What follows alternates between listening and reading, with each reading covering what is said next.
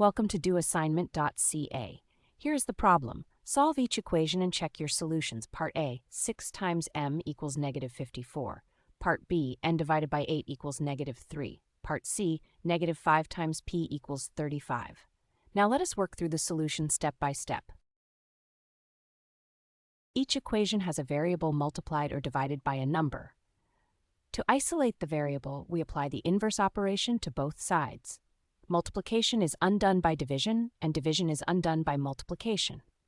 The goal is to get the variable alone on one side with a coefficient of 1. For part A, we have 6 times m equals negative 54. Divide both sides by 6. Negative 54 divided by 6 is negative 9, so m equals negative 9. Check. Substitute m equals negative 9 into 6m equals negative 54. 6 times negative 9 is negative 54, which equals negative 54. The solution checks out.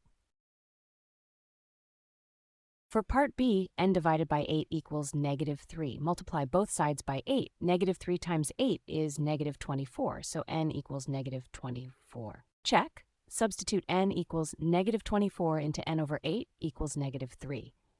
Negative 24 divided by 8 is negative 3, which equals negative 3. The solution checks out. For part C, negative 5 times p equals 35. Divide both sides by negative 5. 35 divided by negative 5 is negative 7, so p equals negative 7. Substitute p equals negative 7 into negative 5 times p equals 35. Negative 5 times negative 7 is positive 35, which equals 35. The solution checks out. Here is a summary. For 6m equals negative 54, divide by 6 to get m equals negative 9. For n over 8 equals negative 3, multiply by 8 to get n equals negative 24. For negative 5p equals 35, divide by negative 5 to get p equals negative 7. Remember that dividing or multiplying by a negative number flips the sign of the result. Visit doassignment.ca for more study tools, AI learning support, and online tutoring.